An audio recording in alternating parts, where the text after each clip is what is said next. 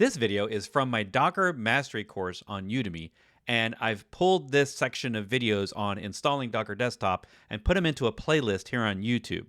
You can get all the details in this series of videos. Look for the playlist somewhere in this interface on Mac, Windows, Linux, both desktop and server, for my preferred way to install Docker Desktop and learn Docker and Kubernetes locally on your machine. You can get course discount coupon links below, the Discord community I have for all things DevOps, my podcast, live show, everything else. Get those links below, and I hope you enjoy. Is your machine Windows 10 or 11? Then this is the video for you for getting everything you need in this course. You're going to need a supported version of Windows Desktop. That's Windows 10 or 11 at the time of this video, and that's any edition of Windows 10 or 11. Home, Pro, Enterprise, any of that. And I'm also going to show you some settings you probably want to tweak inside your Docker Desktop setup. And then we're going to make sure you have the course repo cloned locally, and you also have some other tools set up that'll make it easier to do this course on Windows. And we're also going to make sure you have Visual Studio Code. Now, you technically don't have to use Visual Studio Code in this course, but I think it's the best editor right now for DevOps, and it's what I'm going to be using, and I encourage you to try it out. Docker Desktop is still the easiest and best way to use Docker and Kubernetes combined on your local machine. So I'm going to be recommending that. Now, there are a lot of other ways to use Docker. I have a spreadsheet that I'll link to in the resources for this lecture that give you other options beyond Docker Desktop. But Docker Desktop, really, it's got everything you need. And with Windows 10 and 11, Docker shifted to using WSL2. If you're not familiar with the Windows subsystem for Linux, it's the best way to run Linux on Windows. It's built into the operating system. It's a native feature of Windows, straight from Microsoft, and it works really smoothly with Docker Desktop. So during the install, it's going to set up that for you if you don't already have that. So here's the basic steps for setting up Docker Desktop if you've not done any of this stuff before. And the Docker docs are amazing, so you will spend a lot of time here in this course. There's so much information in the Docker docs, and it tells you how to install Docker, of course. Down below, you'll see a link to download the executable, the installer, and that'll get us started. Now, one of the first options you'll see on the screen when you start installing Docker Desktop is asking you about WSL2. The old way that Docker Desktop used to work years ago was with Hyper-V, and it was a full VM running Linux and Docker inside it. WSL2 is more efficient on your battery, it's more efficient on your CPU and resources, so generally we're going to want to do that option if you can. Then once your installation has succeeded, it's only partly configured. It's actually going to take a few more steps, especially if you've never done WSL. And as a reminder here, Docker Desktop has a license, and it's not always free, but it's always free to learn. And I've got confirmation from management at Docker that this is exactly the reason they have a learning license. So you can take courses like mine to make sure that any enterprise or business or personal use that you intend to use, and some of those are requiring a paid license, that you can still learn Docker in this course and in other learning materials free on Docker Desktop. In fact, you'll see a screen similar to this that basically means you need to agree to their EULA, and it indicates in there that it remains free for learning, and you'll just need to click the I accept button and move on. Now, as a part of this install, you're going to do several things to the Windows host operating system. One of those is WSL2 will be installed, and then it also will need a Linux kernel update. So there might be several reboots involved. Once you've installed WSL, you'll get this message saying, hey, I need to reboot because WSL requires a reboot of the host operating system. But after that reboot, you may get an additional setup here, and you'll notice Windows Subsystem for Linux Update Setup. So this is an extra little step that will make sure that the Linux kernel inside of your WSL gets updated to a newer version, and then that actually becomes a part of your Windows Update. And my understanding is Windows wanted to keep this separate so that you didn't have to update the full Windows host in order to get a new updated Linux kernel. Now, once you see a screen like this, that's a little blue window that is known as the Docker dashboard. That means everything is finally working. And you can use the internal tutorial, but you bought my course, so why not just do my course? So you can skip the tutorial right there, or of course it doesn't hurt to get your intro to Docker in the start button up there. I'm going to go ahead and skip this tutorial and give you some tips. Now here's a tip that can prevent a possible error in the future of this course when you're downloading lots of stuff with Docker. A Docker download of an image so you can run containers is called a pull, kind of like a git pull. And that requires access to the Docker Hub website. Now, you normally get 100 downloads every 6 hours, at least that's the current limit, without logging in. But if you log in with a free Docker ID, you can get twice as many pulls, 200 pulls, in fact. And you can log in, pay for more, and even get more pulls. But we don't need to pay for right now. We don't need to pay for anything, right? We're just going to download stuff and learn. So I recommend going to hub.docker.com. Links are in the references for this lecture, creating your free Docker account. And then if you log into Docker Desktop with it, you get way more pulls of images. And in case you get an error when you try to start up Docker, or you try to use a Docker command and it's not running and it doesn't run properly and you get various errors, you might see something like this. This error is telling you that you don't have the extensions enabled on your CPU in the BIOS for virtualization. This course requires Docker running locally in Docker Desktop to run virtualization. That's how Docker Desktop works. Unless we're running on a Linux server somewhere, there's usually no virtualization needed there. It runs natively on Linux. But on Windows and Mac and even a Linux desktop, we will be using a virtual machine on our local hardware to run Linux and Docker. It's actually safer that way, more secure for Docker to run inside of an enclave.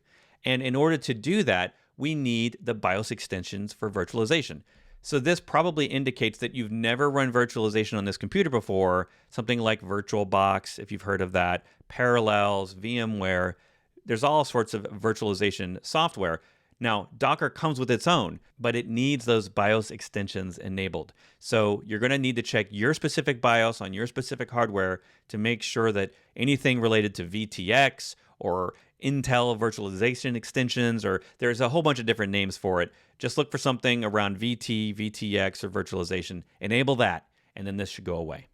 Now here's some tweaks I recommend on your Docker desktop setup to get the best out of its utilization and the speed that you would need to make it go fast and just make this course easier. Now, in order to get to the settings of Docker on Windows, you need to go down to your system tray, down at the bottom right, and find the Moby icon. If it's not there, then Docker Desktop probably isn't running. And right-click on this guy. His name is Moby. Yes, he's the mascot. And underneath that icon, when you right-click, you'll see a settings option that will get you to all the settings inside Docker. And once you right-click, you'll see this screen and look for the settings option to get to the settings menu. Once you're in the settings, you can poke around, but one that you'll want to pay attention to is this particular screen. This has to do with your shell. And in WSL, Windows Subsystem for Linux, we need to use a Linux shell to get into that VM that WSL runs for us. And in Docker, it's going to show them here. Anytime you install another subsystem, whether it's Ubuntu or Debian or any of the Linux distributions, you'll start to see them show up here, and you'll want to enable them for Docker desktop support. And this gets us a little bit into WSL in case you're new to that. But Windows Subsystem for Linux is fantastic. Kind of said that already, right? But when you go into the Windows Store, you can download different distributions. And you need one, preferably, in order to interact with Docker in Linux. Now, technically, Docker Desktop can still allow you to interact with it from your Windows host. But I recommend getting into Linux. It's where all your containers are going to run on servers anyway. So you might as well start getting used to it locally on your machine, and this is a great way to do that. Go to the store, search for Ubuntu, and download Ubuntu's WSL option. And it's a mini little Linux VM, and it doesn't take up a lot of space or use up a lot of memory by default, so it's okay to run. And once you click that Get button, it'll download and install. Then that button should change to Open, which when you click it will open a shell using Bash right into that Linux VM. And on the first time you run it, you'll get prompted to create an account. because your Windows account is not going to be the same as the Linux account in this WSL VM. So you can create the same username and password or something completely different, but you'll need to remember this so you can get back into WSL later. Now, once I've done that, I will be at the Ubuntu bash shell, and the way I can test this is just to type Docker version. You'll get back the version of the client and the server. Hopefully that will not give you an error. We'll talk more about that in the next section. If you're into security stuff and maybe learning a little bit of white hat hacking, total side note, but another great variant or distribution of Linux that you can install in WSL is Kali Linux. It's not related to this course, but once you've installed multiple WSL distributions, which you totally can, but you don't have to, you can just install one for this course, but once you've picked a couple, you'll need to go back into the Docker settings to make sure that each of those shells is enabled for Docker. You'll see here that I've enabled both Kali and Ubuntu in my WSL, and I need to come back in here to Docker settings because this won't happen by default. And I need to click those little toggles to enable Docker for each one of those WSL subsystems. And there we go. They should be blue, and now we can start running Docker commands from inside WSL. Now, years ago, when Docker Desktop came out, and it was only going to support Hyper-V at the time because WSL2 didn't exist, there was this limitation where we really needed to run Docker from Windows. That's from PowerShell or from CMD, the command prompt. But no more. I don't recommend you do that because the commands are different. The options you have at the command line are different.